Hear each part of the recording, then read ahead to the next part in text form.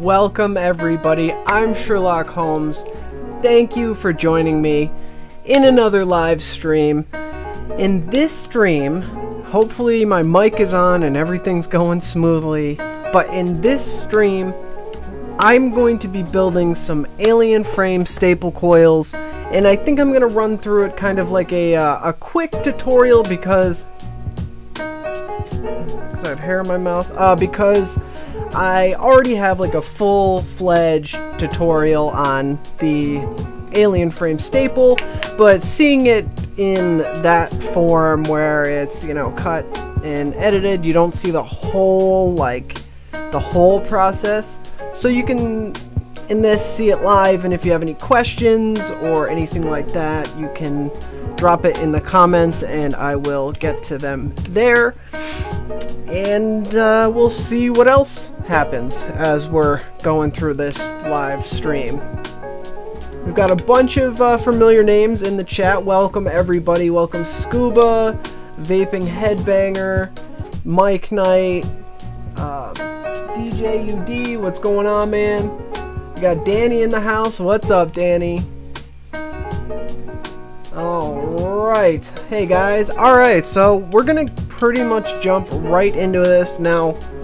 I'm going to be making a bunch of alien frame staples, so I'm going to need to make some claptons and decore them, so there's going to be like a lot of heavy building. So as I'm making those claptons, I'm going to try to make I'll probably make 5 or 10 of them, but I'm going to try to get through them really quickly, and I'll just throw on some music or something while I'm doing that and mute the mic because it's so loud.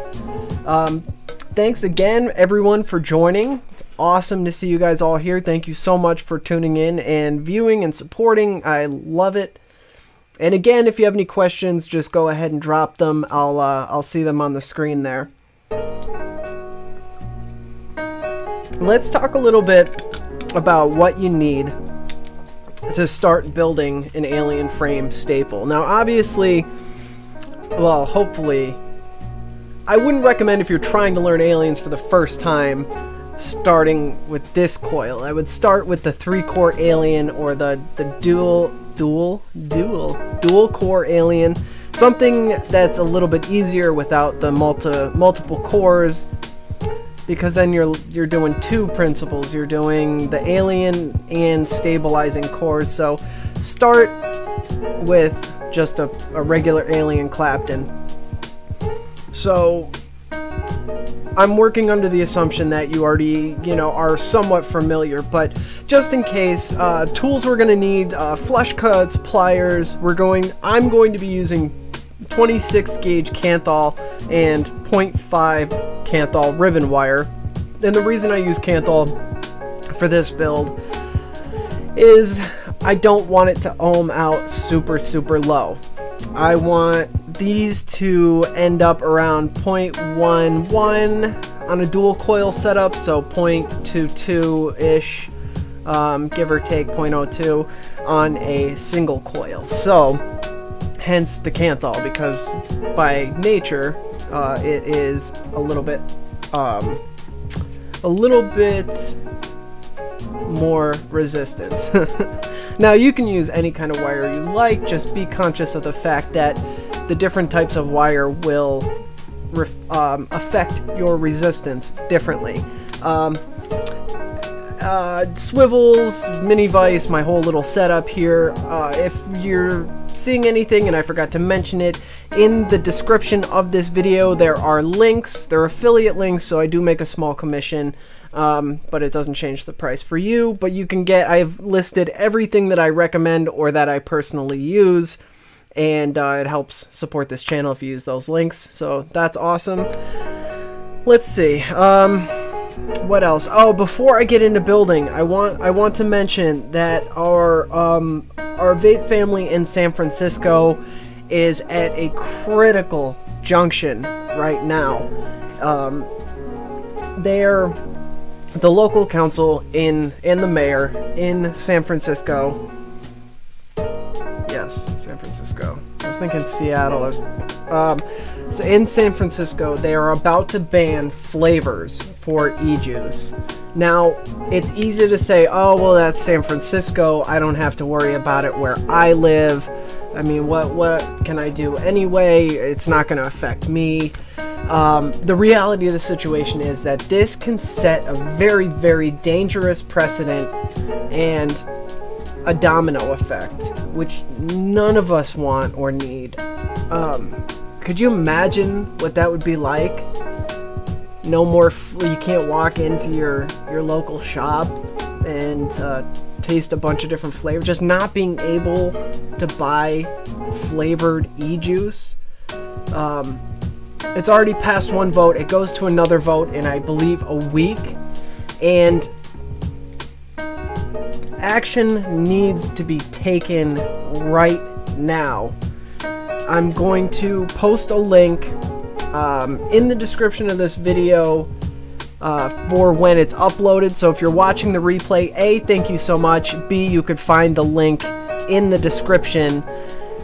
The link is going to take you to a CASA. I got the email from CASA, but it's going to take you to a page where all you need to do to take action, to take actual action that may make a difference, tangible difference.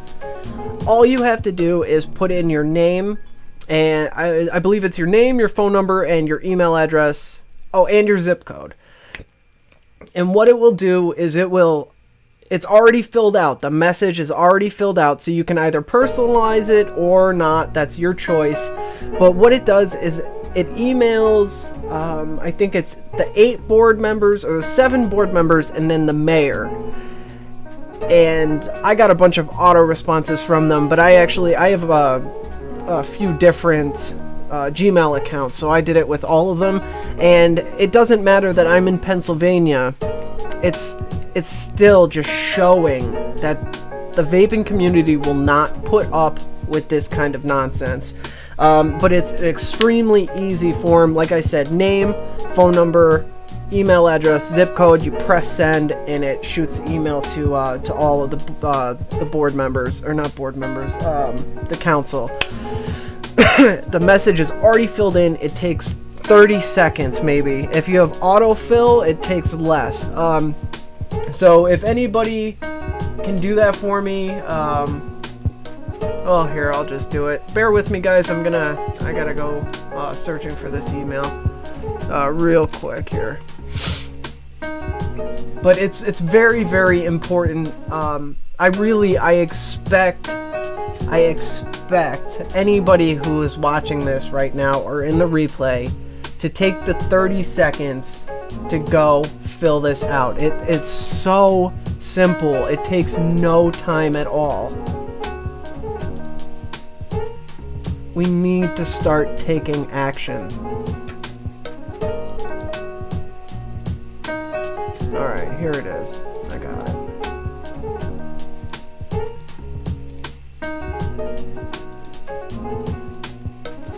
All you have to do is click that link. Again, put your name, email address, phone number, zip code, and then press send. It's so easy. Please, please, I'm begging you, take action. And it doesn't hurt to, on a side note, do the same sort of thing with your representatives. Through the CASA website, that's casaa.org. You can look up your representatives, your senators and congresspeople. If you don't know who they are, you can look it up through CASA. They have templates. They can help guide you through who you need to contact and give you templates as to what you can say, and obviously you add your own little personal touch or not. Send the pre-made message. But the more that our representatives see that we as vapers, we want vaping to stay alive and we want them to vote for these bills, we just need the masses to participate. If they see enough people, the people that vote for them, if they see enough people, they will act on our side if it's in their best interest. The way we make it in their best interest is by volume, showing them that we will vote you the fuck out of office if you do not keep vaping alive. So it does not take much effort. A few phone calls or emails to save the thing that saved your life. Petitions aren't going to cut it, guys. Petitions are absolutely worthless. So let's get on the ball. You know, if it wasn't for vaping, none of us would be here right now hanging out, and we certainly would not be vaping or enjoying building. All this stuff that we love about vaping would not be possible without vaping. So we need to really fight to keep our right to vape alive. Okay, got through that. Please, please, please go, at the very least, let's help San Francisco with their flavor ban. I just posted the link again. Please, guys, click on that if you haven't already and go fill out the form. Again, I will say it only takes about 30 seconds, less if you have autofill. Get on it. There's no excuse not to. You cannot let other people fight this battle for you. Alright, so I already covered what we're going to need. Flush cut, standard build tools. I also have, for my alien builds, I always have my piece of handy PVC pipe. That kind of just stays with me for aliens. I'm not going to be using any masking tape or anything like that. I'm going to use some scrap wire that I have laying around. For the initial clapton, so brief overview, I'm going to be making a clapton, then taking the core out of the wrap, or taking the wrap off of the core. And I'm going to be setting that aside. That is going to become our alien wrap. Before I actually wrap it, I need to set the cores. So I'm going to be using 4 pieces of ribbon in the middle between two 26 gauge frames. So I'll set those up. Then what I'll do is I will stretch out that clapton, forming the alien wrap. I'll stuff it into the PVC, and we'll wrap that alien. So I'm going to do this a bunch of times, but for right now, I prep everything out ahead of time. So I'm going to probably 5, maybe 6. I'll blast through a few claptons and decore them. To start with that, what I do, if I'm doing, I generally do I want my finish rod to be around 10 or 11 inches. That gives me more than enough length to do 5, 6, almost 7 wraps around a 3mm bit, probably 5 or 6 around a 3.5, 8 on a 2.5, depending on what I'm shooting for.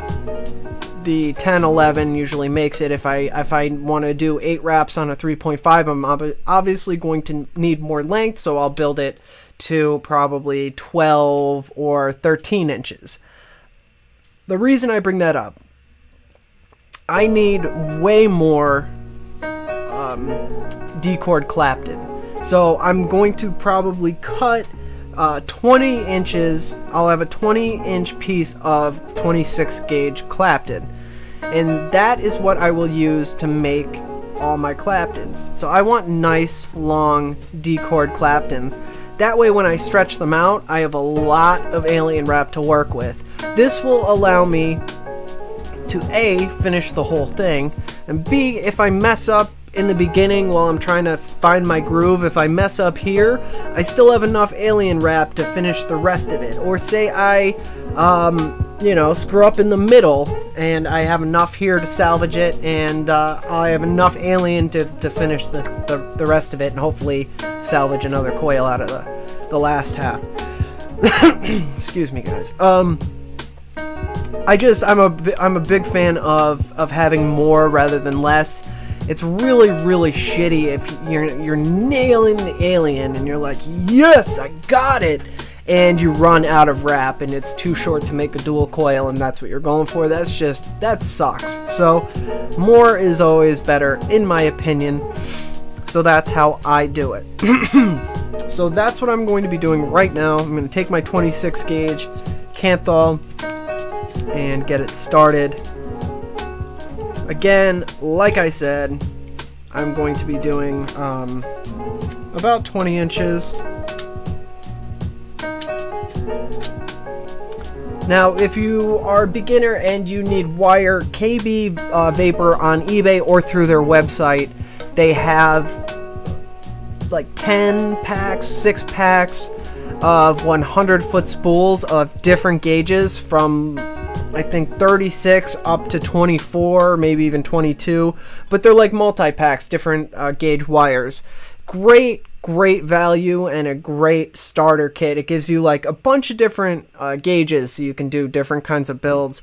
You can go through their website directly, or I have links in my description, and again, those are affiliate links, so I make a tiny commission on them. So either or, those are what I highly recommend. I use a lot of KB wire. I'm not sponsored by them. I don't get paid to promote them or anything like that. I just really like their wire, and it's a good value.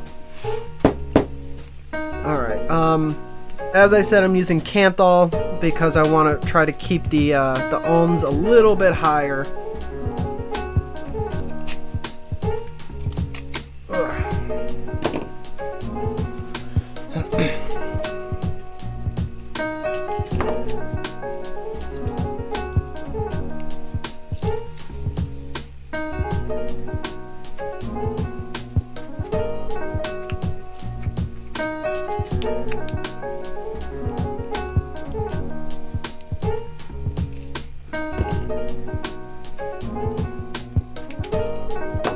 So you can straighten your kanthal by hand. The 26 gauge, nichrome's easier, it's a little bit softer. Kanthal's a little bit, you know, it's a little bit tougher, but just pulling it tight will get you a nice straight wire. And if it's not straight right off the spool like that from pulling it, just stick it in your chuck with your 90-degree little angle bend, and grab the other end with your pliers and twist. Spin your drill until it's straight. Now, because I'm going to be pulling the wraps off of this core, I want this core to be as slick and smooth and flawless as possible. I don't want any blemishes, kinks, nicks, dents, anything like that in here, because that's going to jam up my whole process. Prep work in these kind of builds is paramount, so you want to make sure that everything is pristine. It's just going to make your life a lot easier and your builds go a lot smoother. So I'm just going to give this another little spin just to make sure that it's perfect.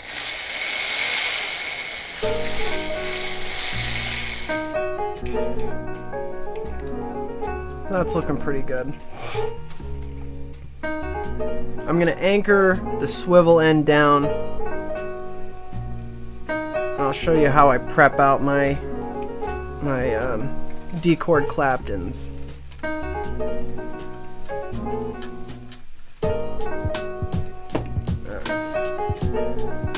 Now, if you're just doing one, you would cut your 20-inch piece, do your clapton, pull it off, and obviously save your 26 gauge for a different build. So just snip it at whatever length you need. Don't just toss the whole piece. I have probably 2 feet, 24 inches, because I use the same core over and over and over again. And instead of, so what I do is when I'm finished, you'll see I just cut the angle, the bend off, slide it off, bend it, and keep doing it. So it inevitably gets shorter and shorter every time I do it. So I start nice and long so I can continue with the same core. But if you're only doing one, like I said, just do your 18 or 20, even 16 realistically. You don't have to go overboard, but you'll find out as you're going what's going to work best for you. As I said, I do have some close-up shots set up. Let me see how this is going to look. Alright, so you can kind of see, let me try to get this a little bit better. You can kind of see what's going on there. I'll try to, yeah, there we go. So I will try to switch on and off. I mean, these are just claptons, so I'm not going to go crazy with it. Once I get to the aliens, I'll give you guys a closer look.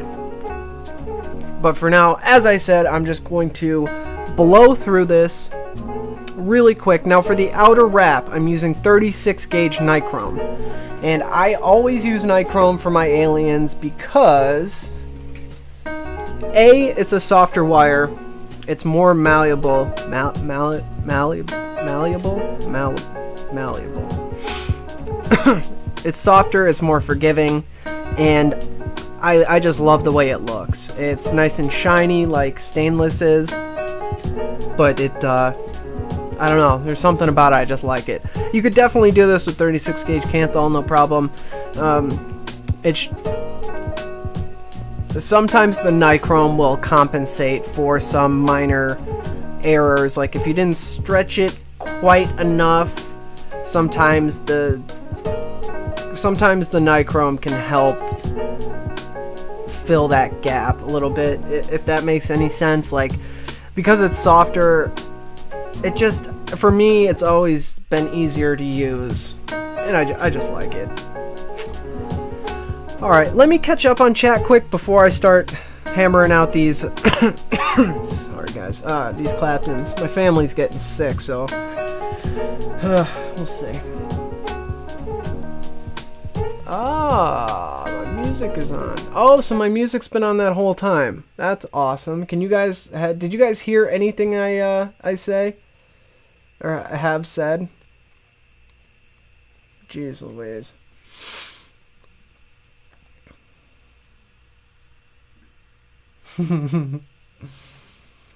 Scuba, I'm about quality, man.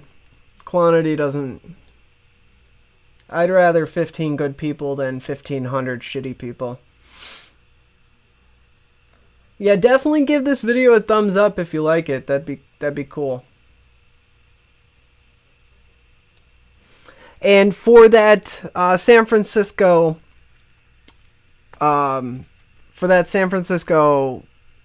vaping ban, when you take action through CASA, it doesn't matter if you don't live in San Francisco.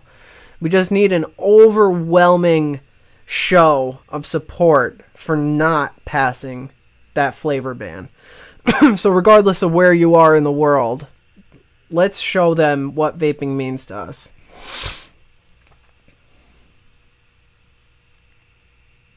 Alright, good.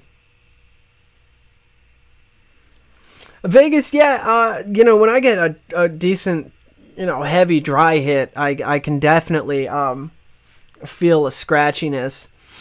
But normally, if I don't drink water and I'm like thirsty and dehydrated, I'll start getting scratchy, but I'm pretty sure that's just from being thirsty and dehydrated. But of course, the nicotine naturally dehydrates you, so I could see it giving some people a scratchy throat. And I heard of some people having a PG allergy, like a mild kind of reaction to it.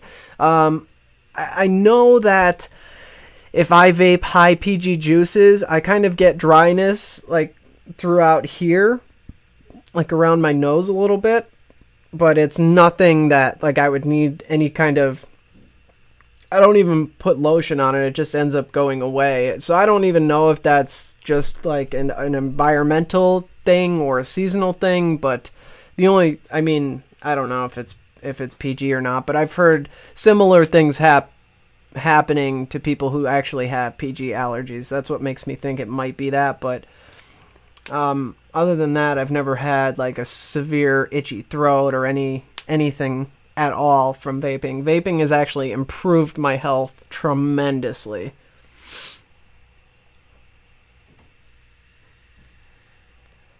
Oh, Mike, yeah, that I could see spitback irritating your throat. I mean, especially depending on what kind of nicotine, or not what kind, but what strength. Chef, I mean, you could be getting sick, bro. You could have like a sore throat. I don't know if it's like all of a sudden. I mean, maybe it could be a specific juice. Maybe it could be a specific brand of cotton. Who knows? Yeah, I'm up in Pennsylvania right now, and the allergies, this season's been really bad. I do have allergies, but they're not bad. This season, my nose is constantly running. I'm constantly stuffed up at night. I'm scratchy and itchy a lot, like my throat and nose. That's why if you guys hear me sniffle a lot, I'm so sorry. That's like one thing that irks me when I'm watching shows, when people sniffle, and I catch myself doing it, but I have to. The allergy season's terrible. So maybe that's something that's you know, affecting that dry throat. But that could be one of a million things. I mean, I'm not a doctor, so I mean, I can't give you a medical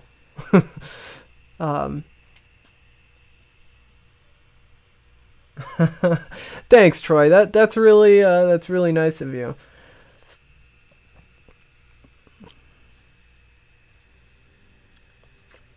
People say that, Troy, about the followers, and I mean, that would be great.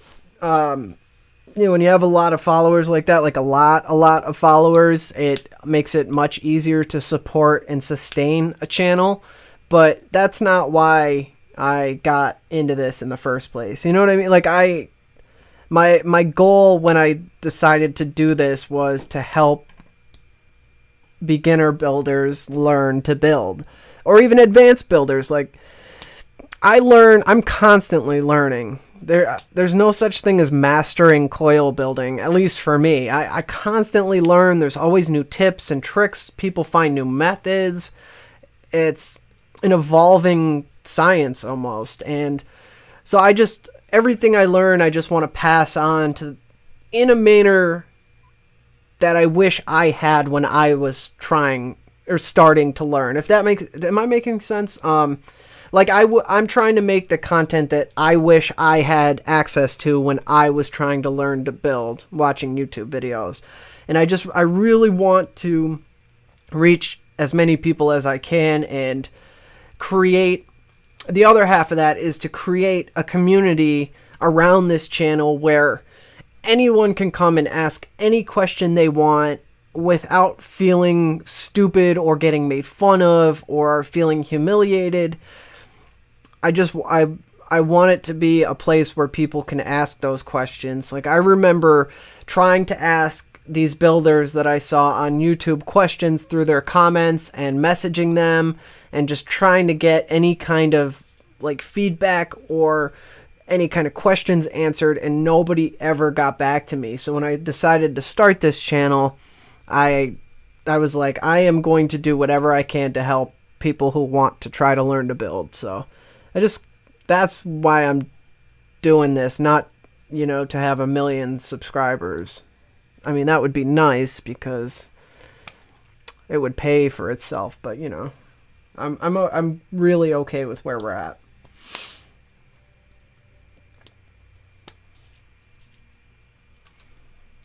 Awesome, man. South Africa. Great. Awesome. I'm really happy that your videos help.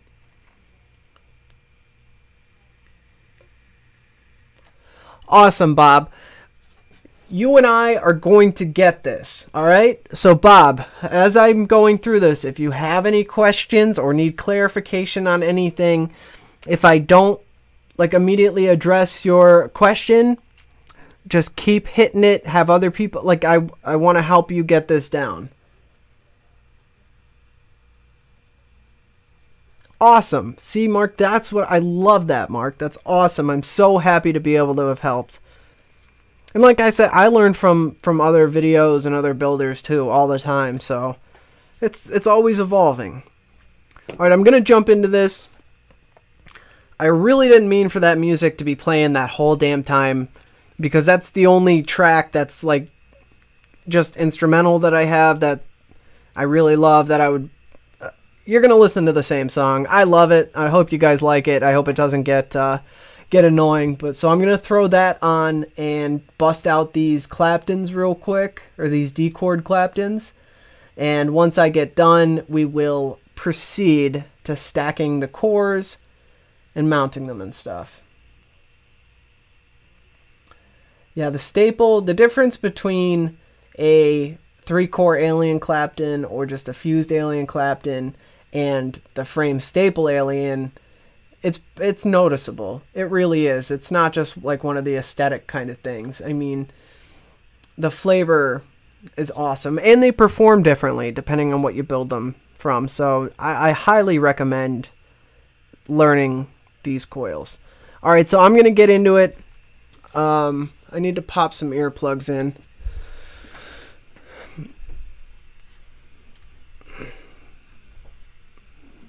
Come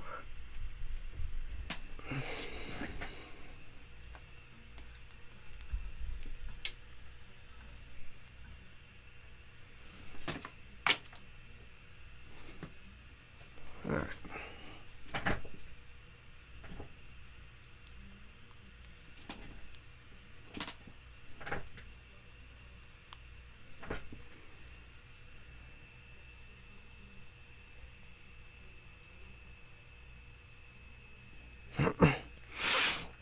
Great question, Glenn. I use 26 gauge core for the clapton for 2-core alien fused clapton, 3-core alien fused clapton, and alien frame staple from from 4 to 8 cores with 226 gauge frames. I use the 26. When I start adding like 10, 12, 14 pieces of ribbon in the middle, then I bump the 26 to 24 when I'm making my claptons. But the 26 gauge should cover a pretty wide range of alien setups. You know what I mean? So it comes down to how much you stretch it, because the 26 should take care of quite a bit.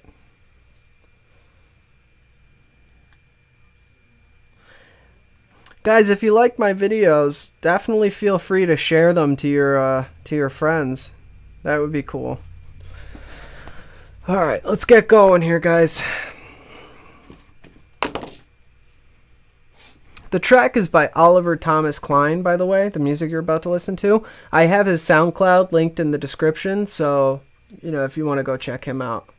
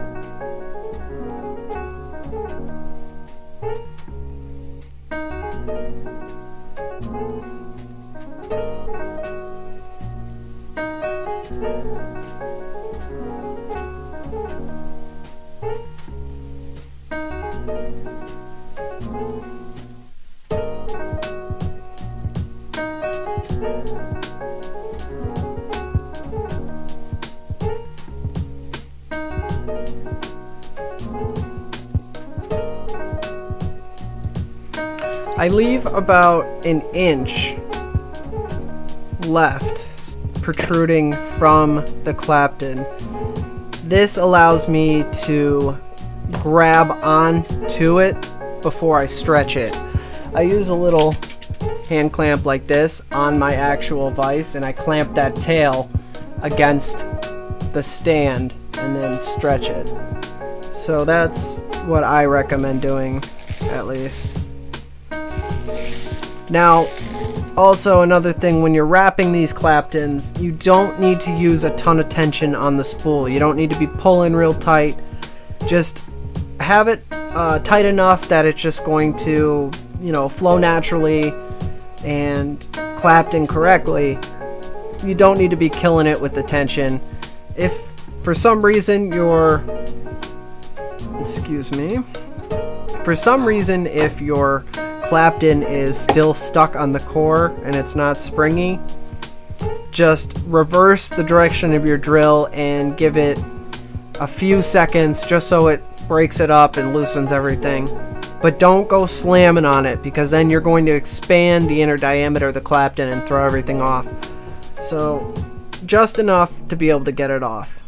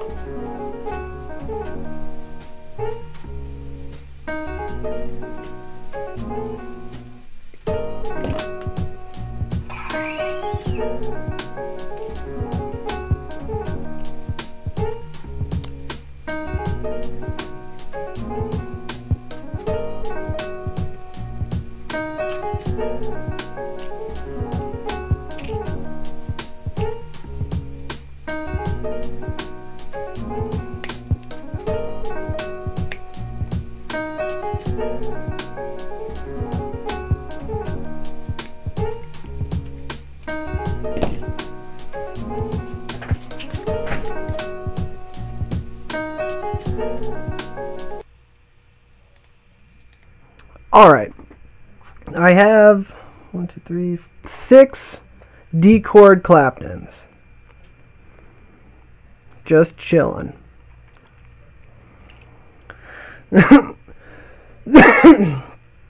My cord that I was using is still long enough that I'm going to be able to turn it into frames for one of my alien Fraples. Awesome.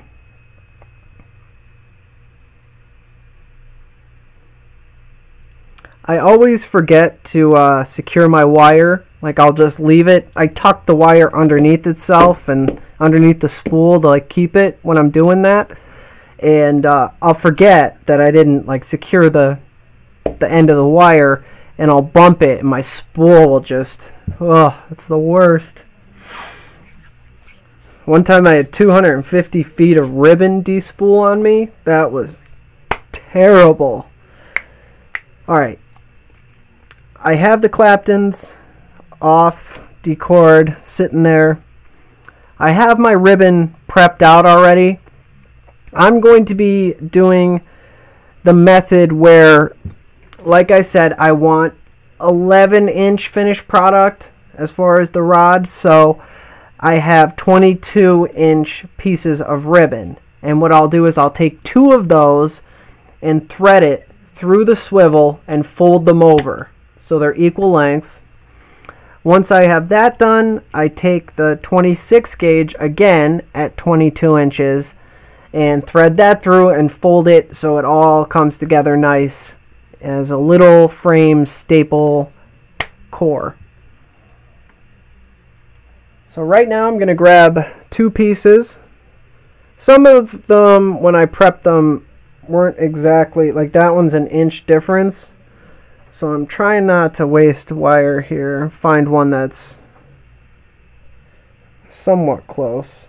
Alright, so these 2 are nice and close. Again, here is one case where the prep is unbelievably important. Take special care when you're prepping your ribbon. You want it nice and clean and straight. You don't want it bowing either side. You don't want it curved or wavy. And you want your cuts, where you cut your wire, as clean as possible. If they're kind of jagged or janky, they're going to end up catching on each other. And it's just going to make everything a lot harder to work with. Now, I don't do like the water or spit method or anything like that. But you can, running a little bit of water down your ribbon, it acts as an adhesive and keeps them together. You can do that if that's going to help you. So I have it threaded through. I'm pinching one end, and with the other hand I've pinched and I run it down to the end, and then I bring them together. Maybe I can show you this close up. Let me see where the close-up's at. Oh yeah, okay. So I have my two pieces. Now they're just naturally staying pretty much together. And even if they don't right now, that's kind of okay. Oh, see, I just let go of one. So I'm just going to stick it back on the pile. Now I'm not concerned with this end right now. I'm going to take you back up real quick. So I'm just holding this end somewhat together because I just want them to end up being even. I'm going to pinch the swivel end together. I'm not taking any kind of particular care to make sure that they're flat or straight. It kind of happens naturally. So I let go of that end and I pinch this end. Now is where I'm going to get them nice and straight and lined up.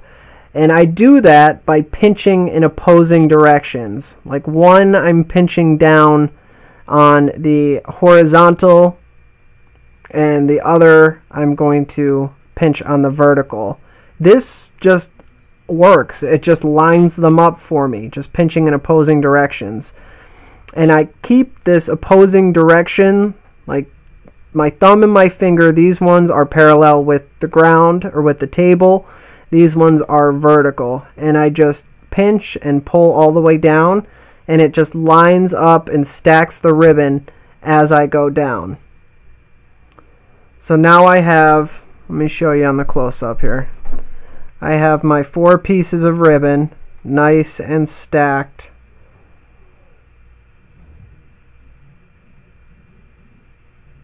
I don't know if you can see that. I know it's not the best close-up, guys. I'm sorry, but so now that I have these nice and stacked, again, it's not the end of the world if these don't stay perfect, because I'm going to do that same process again once I put the frame through.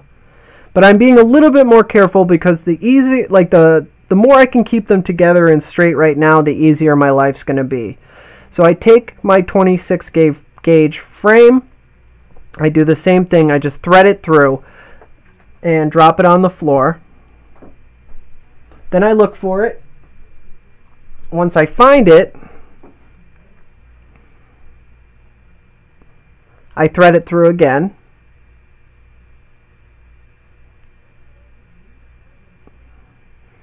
So what I'm going to do, I'm holding on one end. The other one's up through the swivel. I'm going to take this and just marry it down with my straightened cores. Now again, it doesn't have to be perfect. Right now, all I'm doing is lining everything up and making sure that it's even. So I'm going to take my other end and fold it in half. And again, pinch at the top to fold it over.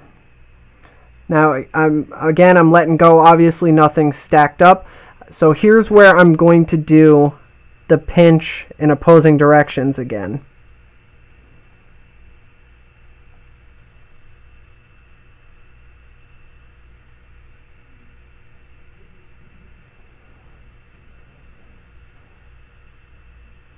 Really, all I'm doing right now is pinching, I'm pinching horizontal, if that makes sense. I'm just grabbing it, like the fat end, right across the top and pulling down, and it lines up everything perfectly for me.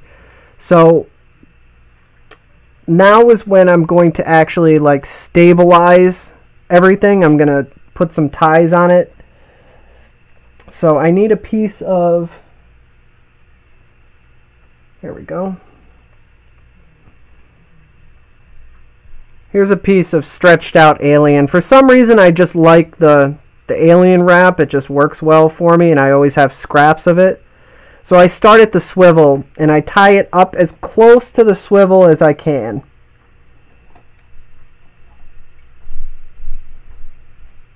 And all I do is as I'm pinching, I just slip the wrap wire, whatever you're using to tie. I kind of pull up my thumb a little bit, tuck it in, and push back down. And then I just tie it up.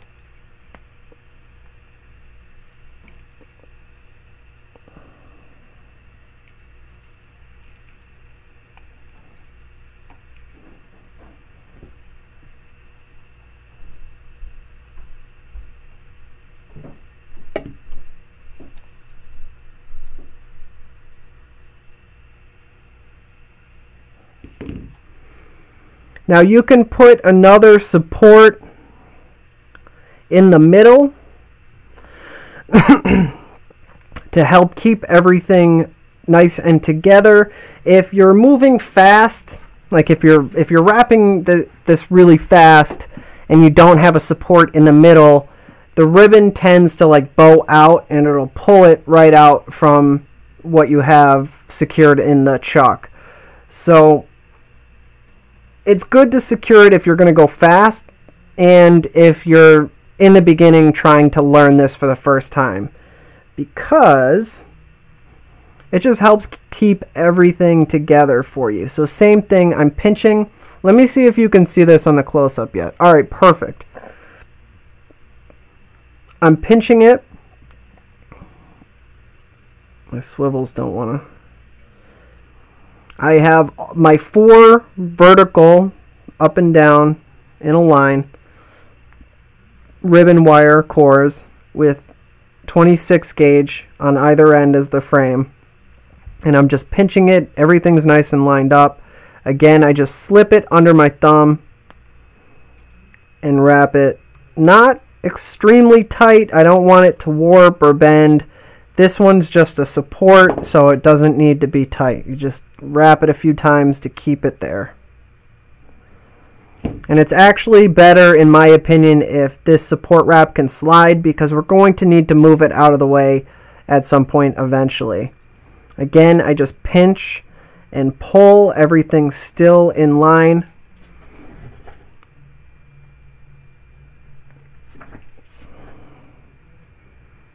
Go slow, be patient. Just make sure everything's nice and set up correctly. This prep work right here, assembling your cores and securing them, is going to make or break your build. Now I'm just going to clip everything even down here at the end,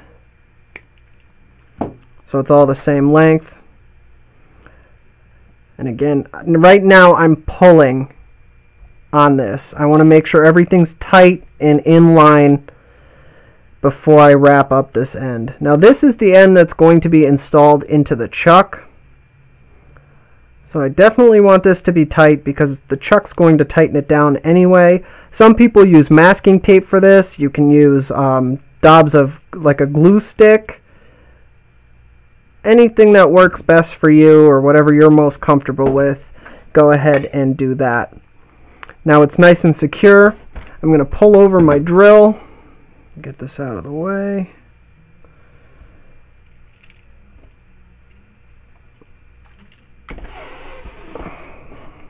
Alright. Open up my chuck. Now when I secure these into my chuck, I wish I could get a better close-up on this, but the 3 points meet in the middle. So what I do is I will rest I will rest the cores on the tip of one point and let the other two, the flat ends, clamp on the flat side of the cores. I hope that makes sense. I don't know a better way to explain that.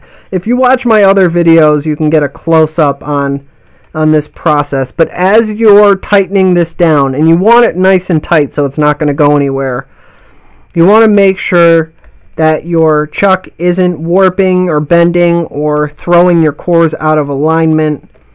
So just be cautious and keep an eye on it.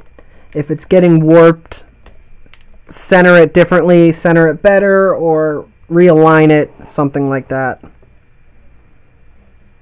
Everything's looking good here. I'm kind of at a weird angle because I want you guys to be able to see what I'm doing.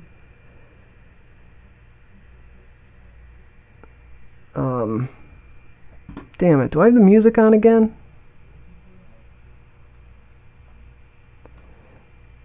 No, right? Alright. Can you hear me? Alright. Mr. Miles, what's up, guys? What's up, Jeff? Thank you, everyone who's joined me. We're in the middle of building an alien frame staple here. Our cores are mounted. We're good to go. Now I'm going to stretch out that D-cord clapton, making it my alien wrap. For sake of standardization, so you guys know what I'm talking about, I'm going to call these the clapton wrap. These are my D-cord clapton. This is a clapton wrap. When I stretch it out, it becomes an alien wrap. So that's just my verbiage. That's just how what I call it. Just so you understand and we're on the same page with the terminology. But so here, this 1-inch tail, that little guy there, you can see him. Yep, there he is. Excuse me. That is what I'm going to clamp down here. And then I'm going to walk off camera. I don't have enough room this way, so I have to go that way. But you'll get the idea. I just want to make sure it's nice and secure here so I don't go walking and then it like flies out at me like a rubber band. Alright, I'm just going to pinch the other between my index finger and my thumb with my thumbnail. And then I just walk it out. Here's where people struggle, is how much do I need to stretch it? It's trial and error, man. What I recommend if you're trying to learn how much you need to stretch it, or aliens in general, make a bunch of claptons and decore them. Like I just did, bang out a bunch of those decored clapton wraps. That way you can just keep stretching them and keep practicing. You know, if you screw up, you can just keep your cores. If your cores are set nice, you can just back off the alien if you know it's not going to work and start again. And I recommend starting with the fused, like the 2-core, 24 gauge, 2-core clapton. That way you can just, it's not like a frame staple where you've got to do all the ribbon and all that. It's just easier. You can reset your cores and just keep, you know, banging them out. It's an expensive coil to learn and master because you can burn through a lot of wire trying to get this technique down. But just stay with it. You will eventually get it, I promise. It just takes some patience and persistence, but you'll get it. Just if you're doing like a 3-core alien clapton or a framed alien staple, and your cores are constantly just folding on themselves or twisting and just getting all screwed up that way, it's more than likely because either A, your swivels are not spinning correctly, causing everything to just twist and warp, or B, which is most likely, you are putting too much tension as you're wrapping your cores with your alien wrap. So that can come in either, you know, pinching your alien wrap too tight as you're leading it up, or, well, that's gonna be it. And how you deviate from that is if you just stretch your alien wrap out a little bit more. You don't need to put so much tension on that. When you're putting tension when you're wrapping with an alien, all it's doing is stretching the alien at the core when it's wrapping. So you just want to do that ahead of time, and you don't have to put so much tension on it. Mike Knight is exactly correct. He just said wrapping aliens are easy if you stretch it correctly because it will wrap itself. So that's really your biggest hurdle, your biggest obstacle when you're learning how to make aliens.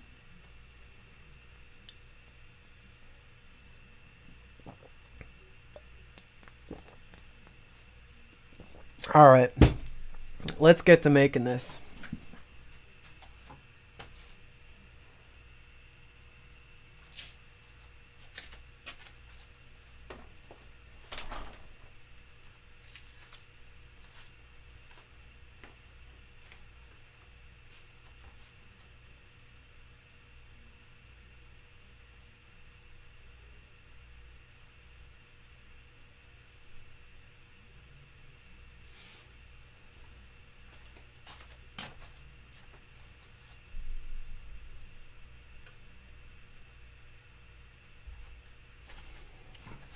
I actually think I may have overstretched this one. I wasn't paying attention to what I was doing as I was pulling it.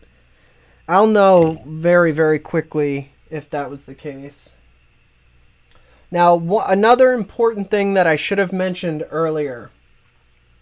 When you're making your clapton, with aliens, the way that you clapton, when you wrap your alien, it needs to be wrapped the opposite direction. That's what enables you to get that wavy alien pattern. So if you're comfortable and you wrap your coils clockwise, then you want to make your clapton counterclockwise. That way when you go to wrap your alien, you're wrapping in the direction you're most comfortable with.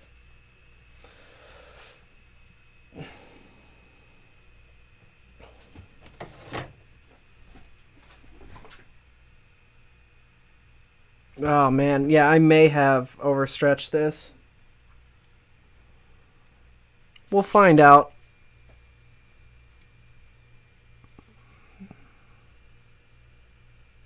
Yeah, accidental mohawks, that's correct.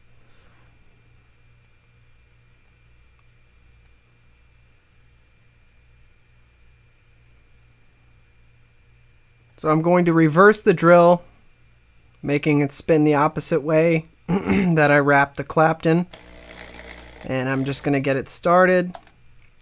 And in the beginning is where I will play with the angle and how much tension I use, because every time it's going to be different. I mean, unless you're automating the process, there's no way to make it to stretch it the exact same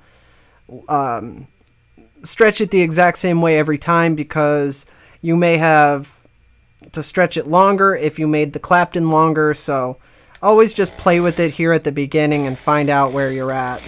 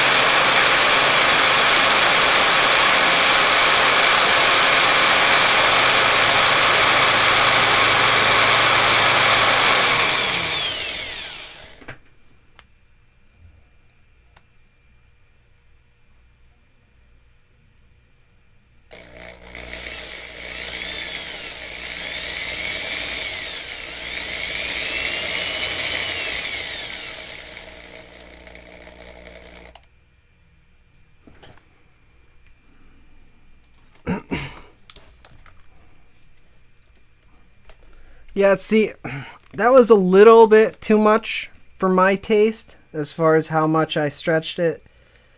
I like to have a little bit more control. It's just not as clean as I would have liked it to be. I mean, it's still clean, but I don't know if you're going to be able to see on this camera, but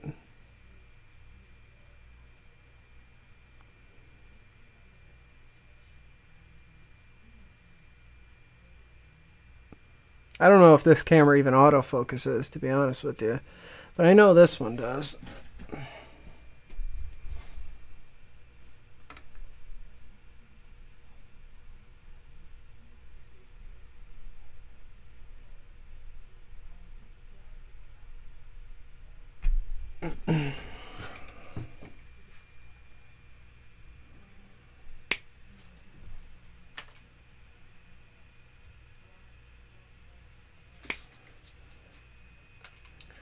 And there we have our alien frame staple.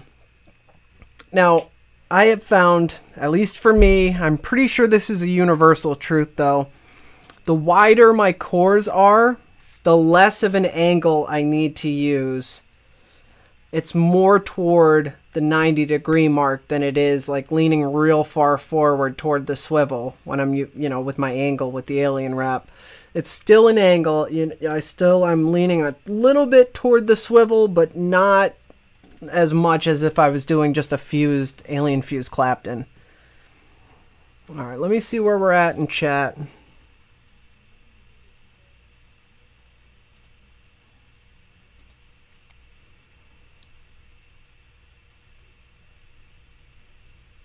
Awesome, Corey. If you're still on, that's really awesome, man.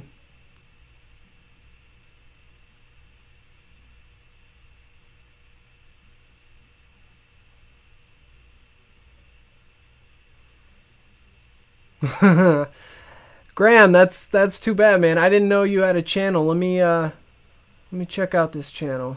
Well, I can't right now, but I'll definitely check out your channel.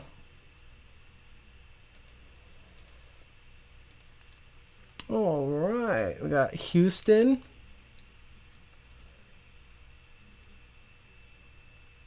Chance, what's going on, brother? Haven't seen your name in a while. Thanks for stopping by. I'm glad you're here.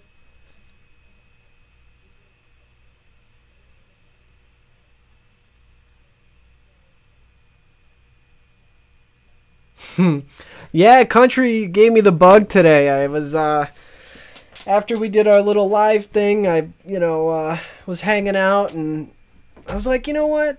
I'm gonna go live tonight.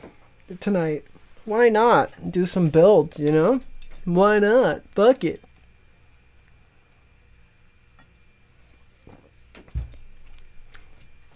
Chance is the man. Chance, why don't you have a wrench? You should have a wrench. Alright, let me vape quick. I think I need a battery here.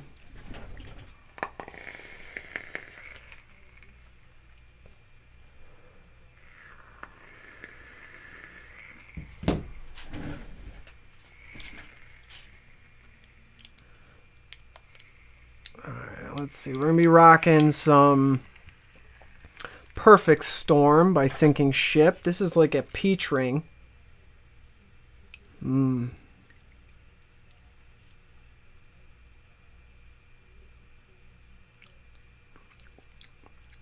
Oh, that's the menthol peach one. I don't know if I like that one. Man, that tastes really nice though.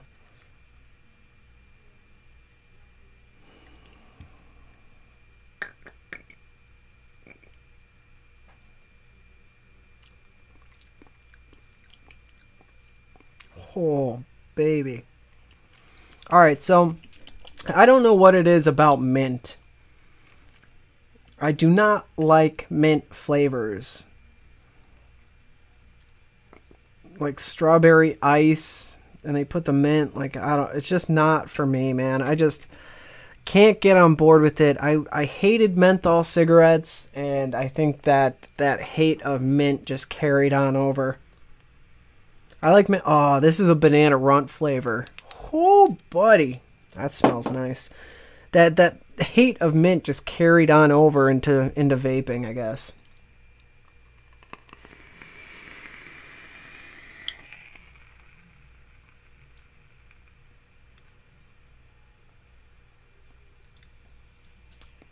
Oh, that's delicious.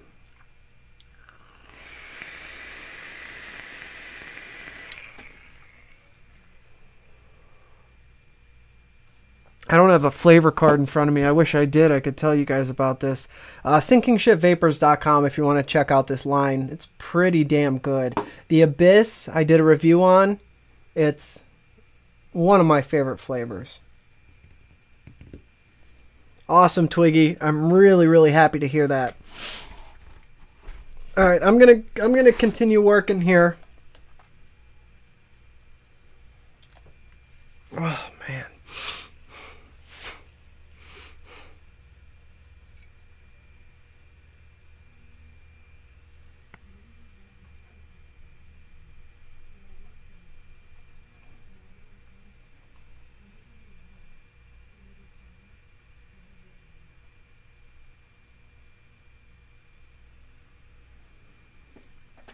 Whew, I just got some vicious spit back. It burnt my tongue. Like, literally got me.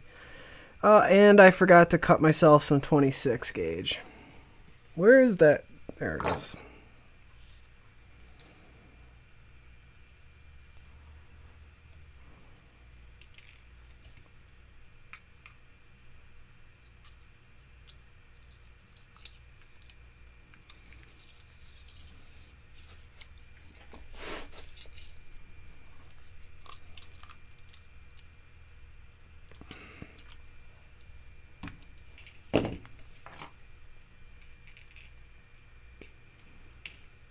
Normally I'll have 22-inch pieces of 26 gauge all prepped out like my ribbon wire, but I blew through the, they're new spools of 26, so I didn't get them prepped yet. I hate that. I hate prepping wire. It's my least favorite thing to do, because I'll do like hundreds of feet at a time, like 500 feet of wire, so it's a process. And it's just tedious. It's like my least favorite part of building is prepping out wire.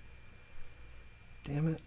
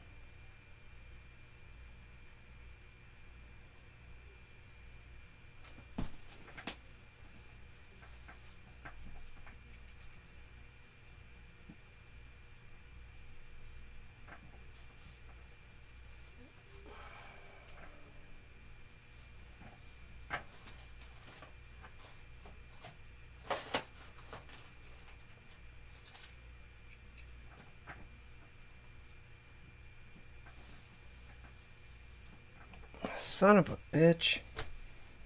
If I had $1 for every time I dropped wire or coils or something on this floor, I have this like tan color carpet or like gray color carpet down here, and it just eats coils and wire and what the fuck?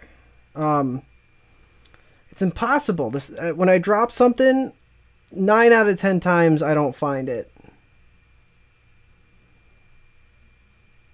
Which is shitty when I drop a pair of coils, you know?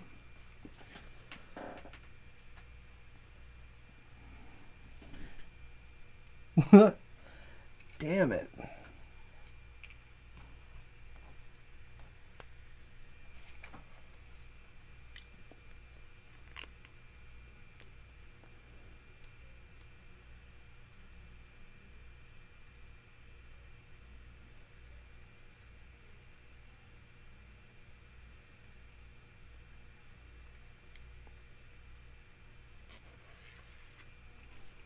There we go. Now, normally when I build frame staples or alien frame staples, I don't stabilize the middle of my cores. I just, it's an inconvenience for me to have to kind of slide that thing down. The only time I have an issue with it is when I'm trying to go too fast and the cores start popping out and wobbling on me, but for the most part, I don't have an issue with it. If you set them up correctly and everything's cut nice and tight, you'll be able to get to the point where you don't have to stabilize the middle. And frame staples are they're a funny thing. Like if you look right now at my wire, here I'll show you on the close-up. You can obviously see my cores in the middle. They are janky, but once I get going, they pretty much straighten themselves out once I start wrapping this. And I'll show you what I mean. I'll keep it, when I pull the drill outward, they kind of tighten up, but they're still not by any means in line. The only point at which they're in line is at the swivel and the chuck. But as long as when I start wrapping it, it's nice and everything's straight and parallel, it'll just wrap itself pretty much.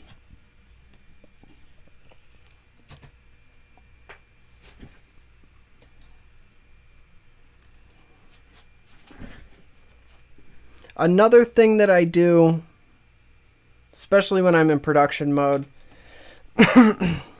I have a whole bunch of these stretched out and hanging from the ceiling. So all I need to do is, oh, buddy. I have a piece of something in my finger. All I have to do is load them into the PVC and wrap them, which makes the whole process a lot quicker for me. I'm going to stretch this and we'll come back and I'll show you how I don't need to stabilize the middle.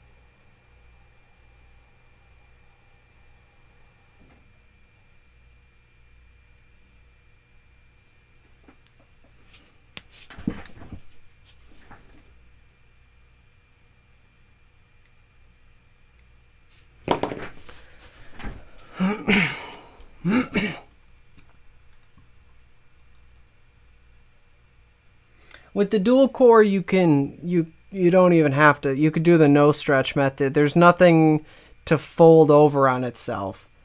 So it's not as important to nail how much you stretch it. You can, you're more so in danger of overstretching it when it comes to a dual core fused alien clapton. So I would start with understretching it, because you can put more tension as you wrap it to stretch it out as you're wrapping it.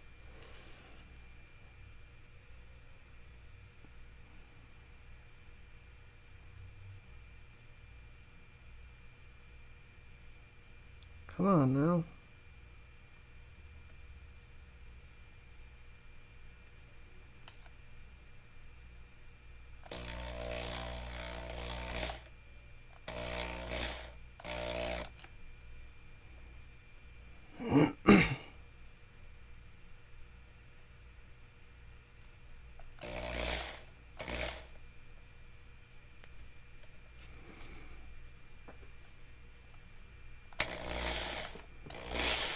Let me take you to the close-up so you can see here. Again, I don't have any stabilization, so I just want to show you guys how important prep work is, because if you prep it correctly, it just makes everything so much easier for yourself.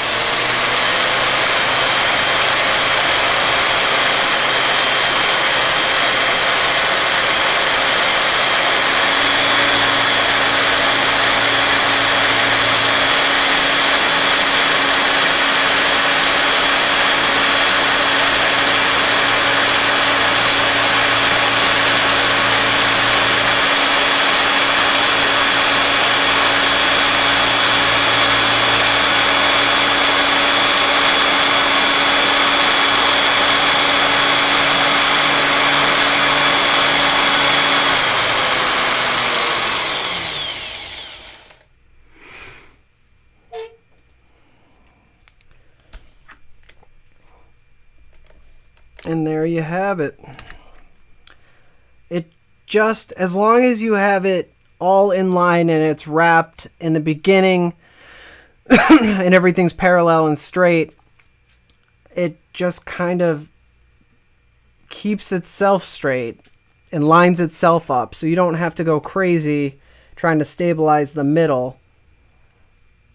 Focus more on prep and making sure that your swivel end and your chuck end of the cores are set correctly.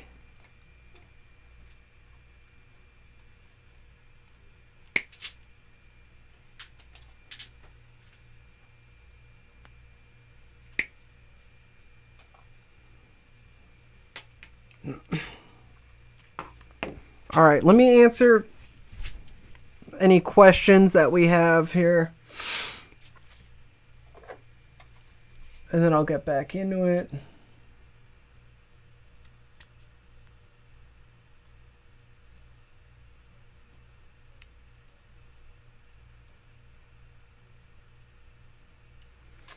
Miles, I have not heard of anything like the starter kit for the different gauge ribbon. Ribbons kind of sucks, right? A, it's a bitch to learn. And B, you go through a lot of it when you're learning. And C, it's expensive. I think 250 feet is the cheapest.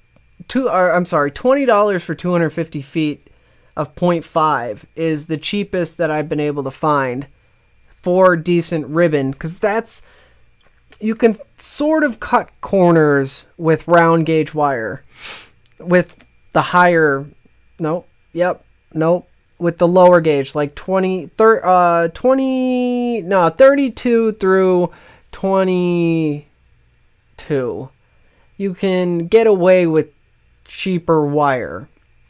When it comes to ribbon, if you try to cut corners buying it, you'll end up with wire that twists off the spool or it's bowed, and it just makes it impossible to work with. So I've tried a million different companies when it comes to wire. Ribbon in particular, I've gone through some good and bad experiences. Again, I just came and I settled on KB. The price is right and the quality is phenomenal. I have 0.3, 0.5, 0.8. I have a, what is it? Oh, right. 0.9 by 0.3. That's a square wire. I'm going to do some builds working with this in one of the tutorials that I do. I have 0.2 by 0.5 ribbon wire. That one's not through KB. That one I got on eBay, and I can get you a link for that. It's like a square wire, a 0.5 square wire. I haven't actually done anything with it yet, so I definitely want to do something with that. But yeah, man, you're just gonna have to.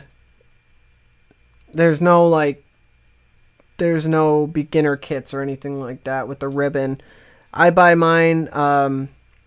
Temco is tough, right? So Temco would ideally for me be the best place to buy it from, because I would be able to buy massive quantity spools, but they're always sold out. As soon as they get it in stock, it's gone within a few days, and if I'm not checking frequently enough, I always miss it. And they're back ordered like 3 months on 500-foot spool of 0.5 ribbon. So I end up having to pay more and go through KB to get 250-foot spools for essentially the same price. But so like right now I have three 250-foot spools of the 0.5 at $20 a piece. 3 of the 0.03, same thing, $22 a spool. And then I have the square wire is madly expensive for whatever reason. This 50-foot spool was $15, I think, for the 0.9 by 0.3. I don't know how they get off charging those kind of prices, but ribbon's expensive. That's where I was going. So to answer your question, no. I don't know why it took so... Sorry.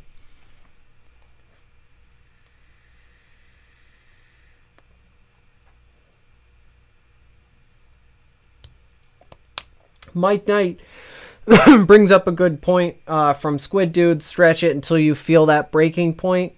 And that's sometimes is the case.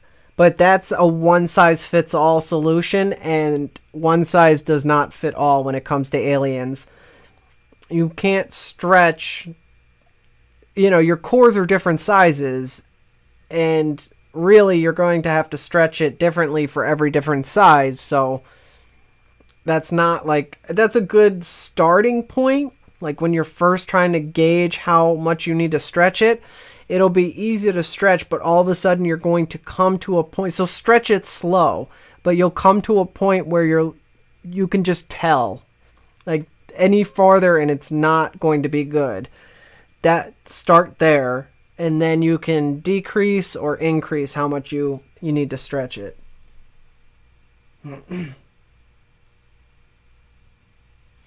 Micah is getting cocky with the drill and speeding it up. I do that constantly. I'm always trying to go faster than my ability allows me to, and I always screw it up when I do that.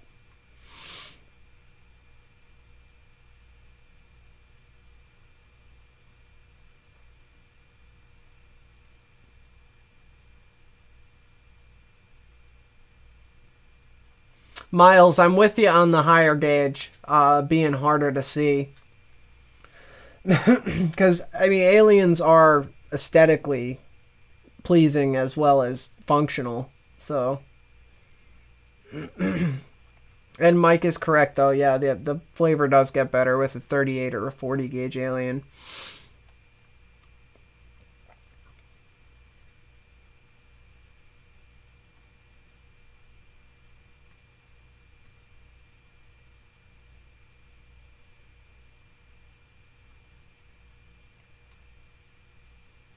Graham, you sent me an email, correct? I believe it was you or somebody from DIY or Die if it's the same one I'm thinking about, had emailed me, and I responded and accidentally deleted the email and wasn't able to like follow up on it. So if that was you, I am very, very sorry. That I don't know if you may have not even gotten the reply email, because like I said, it was an accidental delete. If it was you, please email me again, because I'd love to do something with you guys. Josh, welcome, buddy. Glad you made it.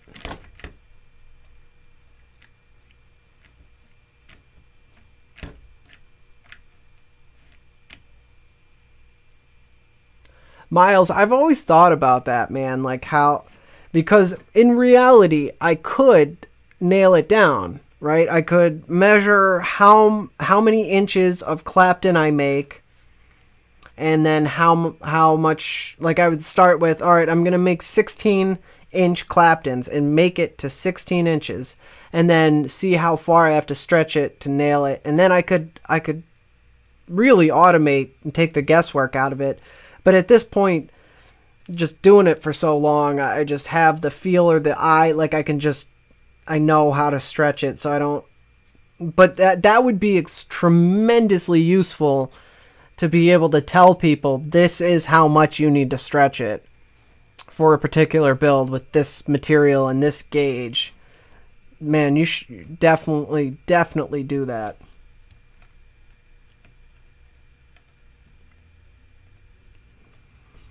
Yeah, Miles, please definitely do. I'll do a whole video on how you nailed that. In fact, if you have any kind of video equipment, man, we could do some sort of collaboration, or I could have you on Skype or something. That would be pretty cool. That's actually a concept I'm thinking about with Patreon. I don't have a lot of patrons, but the patrons I have are absolutely awesome. But so I'm considering adding like in a reward tier, like coming on the live shows with me as a perk or whatever. I think that would be pretty cool, especially if they have any kind of build knowledge or anything like that. What's up, Sean? Thanks for showing up, man.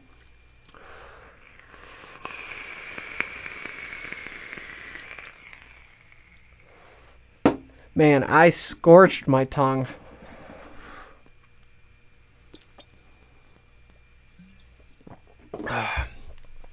All right, guys.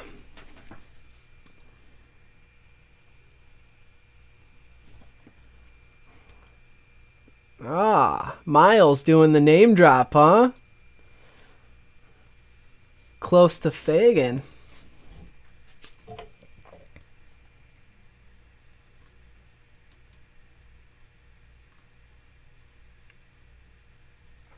All right, let me see what's going on here real quick.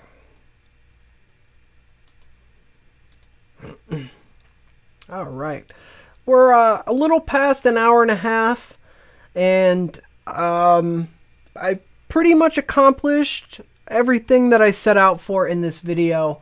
If you're watching the replay and you have any questions at all, drop them in the comments, and I do my absolute best to get back to every comment that's left on my videos. So I definitely want to help. Don't be afraid to leave your question, regardless of how stupid you might think it is. There really are no stupid questions, especially when it comes to building, because of the safety aspect. So ask away. I promise there will be absolutely no judgment or snide comments or anything like that on this channel, because I won't put up with it. So again, if you're new here or you're watching this, you're new to the channel. If you like what you see, subscribe. I have new tutorials coming out all the time. I do live streams fairly often. I do some reviews here and there. So definitely stick around if you like what you see. Don't forget to hit that thumbs up button, guys. I really appreciate it. I really appreciate everybody coming out. Having a huge sale on the website, www.sherlockholmes.com. It's on the screen. I've got a coupon code right there for 10% off the already 50% off sale that I'm having.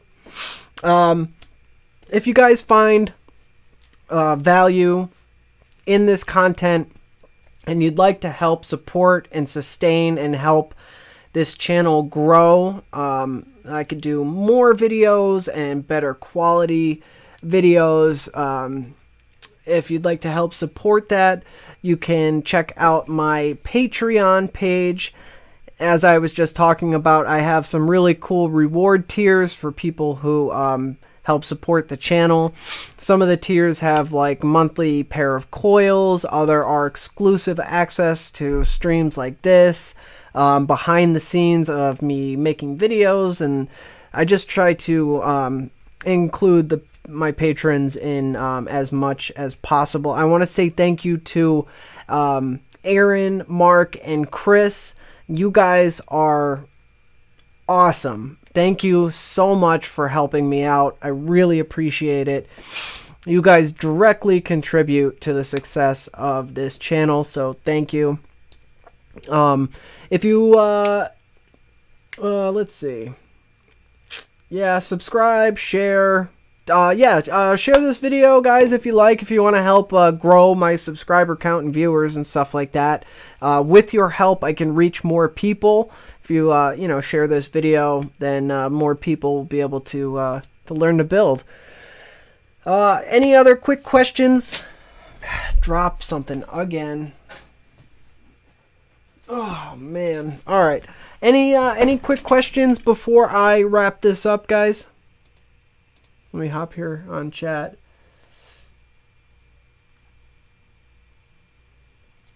Miles, I used to be... I mean, if you go back and look at my first tutorial, I went back and watched it. I was cringing. I was like, oh, God. It takes a lot to get somewhat comfortable in front of the camera. I still get nervous when I start like the stream or I start filming. It never fails. I don't like watching my own videos. It's really weird to watch myself and like hear my own voice. It's bizarre.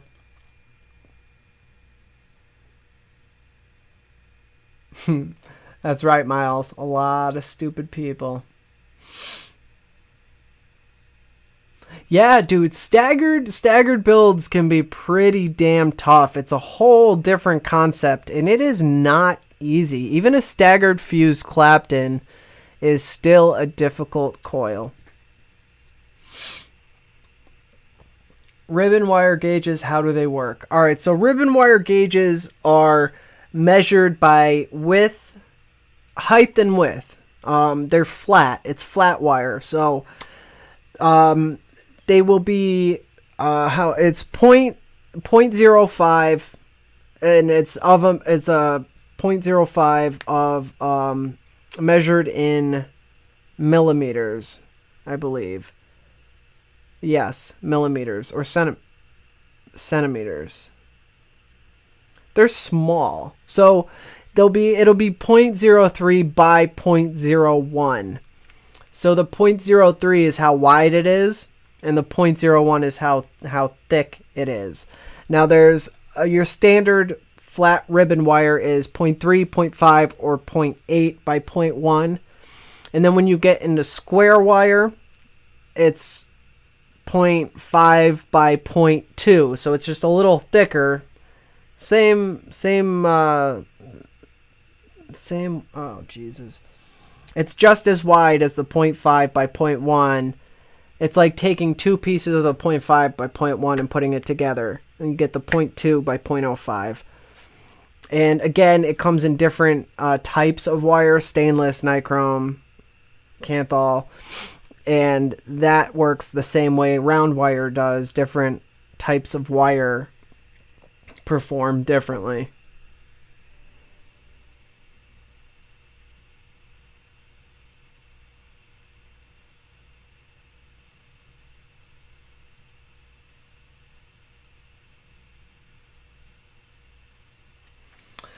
Yeah, Brad, I mean, it's a tough concept too. Like I'm it's very, there's an aspect of vulnerability. Like, we're putting ourselves out there for hundreds of people to potentially judge us. You know, it's a very vulnerable kind of personal like thing, like opening up yourself to the criticism. It can be very, very fearful sometimes, but I've been really fortunate. You guys are the absolute best community, hands down. I mean, if you go through the comments, there's a few, you know, a sprinkling of negative ones. There's always going to be haters, but the overwhelming positivity and it's just an awesome community. So it's definitely, the community that we have here has helped me become much more comfortable, I believe, a lot quicker than if it were any other community that wasn't so supportive and encouraging. So you guys are definitely directly responsible to how comfortable I've become in front of you guys. Oh boy, Josh.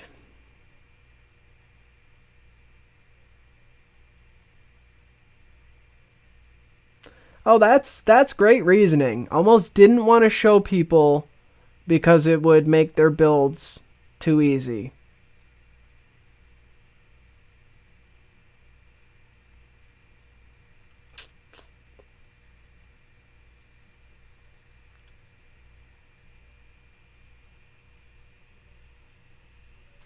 Yeah, man, I hear that. It's weird because I have these I'm in situations throughout my life where I'm like, I speak in front of people, and that in real life is a lot hard. Even if it's a group of 10 people, it's much harder for me to speak to 10 people now than it is to, I mean, some of my, I think my total view right now, like my total views on my channel is like 100,000. So that's like 100,000 people speaking to 100,000. That's me speaking to 100,000 people. And it's become much easier for me, but speaking in public is still a massive fear for me. So I don't know why that's like that, but it is. Where do I put my spools?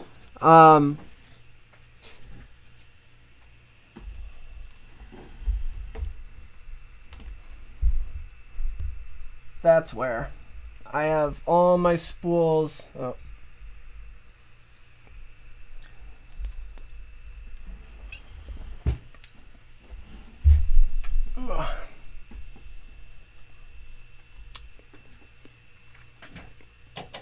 That's where I keep my spools. Yeah, I'm one-on-one is definitely where I'm most comfortable for sure. Some people are just great with people. I mean, I'm definitely, I've been, like, I was a bartender or a server most of my life, so I'm generally good with people, but when it's multiple people, like 5 or more, that's when it starts getting pretty shaky for me. Yeah, you know what it is? It's those the wood floorboards. I built that backdrop there out of wood planks that I left from, I put hardwood floors in my house, and I had a few of them left, so I just, I put bracing behind it so I could drill it into the table. This table is a wooden fold-up table, and so they are secured here, and then I also have my tools braced on as well. Like that. But yeah, so it's just screws. I just screwed them in. Oh, Well, we're kind of crooked now, but yeah, so they're just screws. I have 2.5-inch wood screws, so I can hold 3 spools on each screw. That way, when I get, you know, 3 250-foot spools of the same gauge or the same type of wire, I can just have them all there.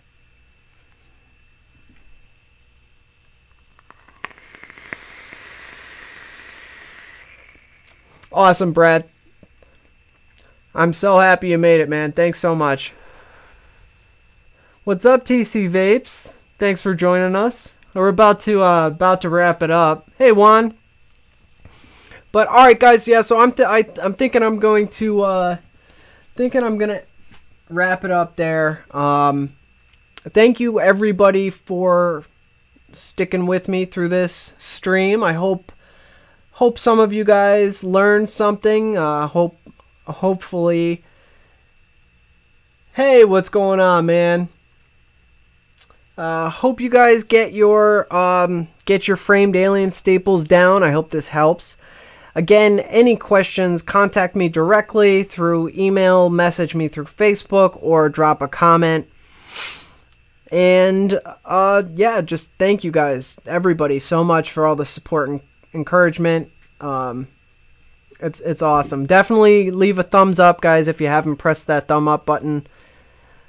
Hit it if you liked it. If you didn't like it, go ahead and give the thumbs down. But if you liked it, give me a thumbs up. Subscribe if you haven't already.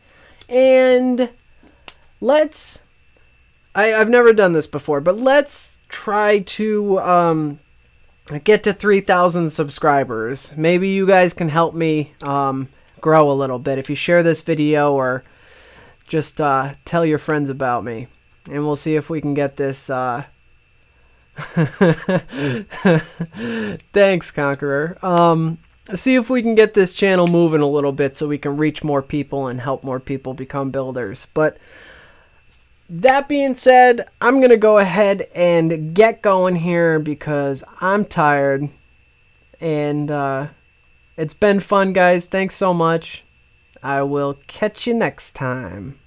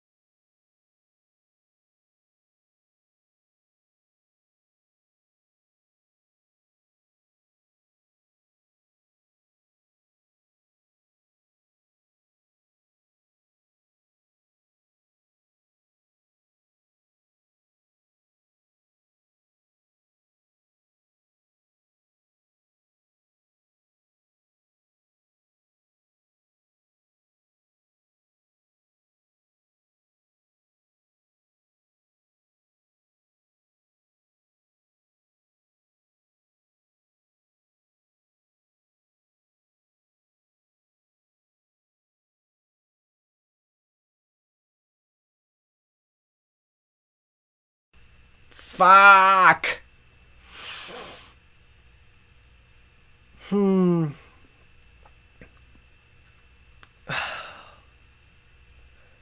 Fuck.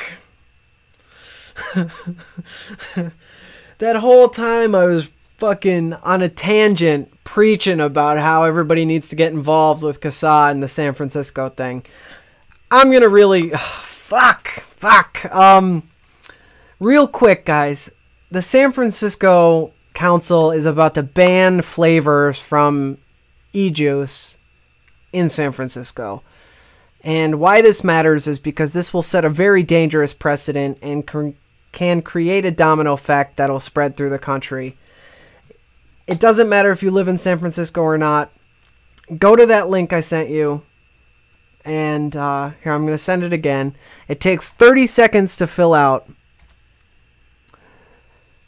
Click submit. We need to tell these fuckers that we want vaping the way it is. Don't fuck with us. While you're at it, while you're on your advocacy binge, find out who your reps are if you don't know already, your congresspeople and your senators. And same thing, CASA has templates. All you have to do is print them out, mail them, send an email, or make a phone call.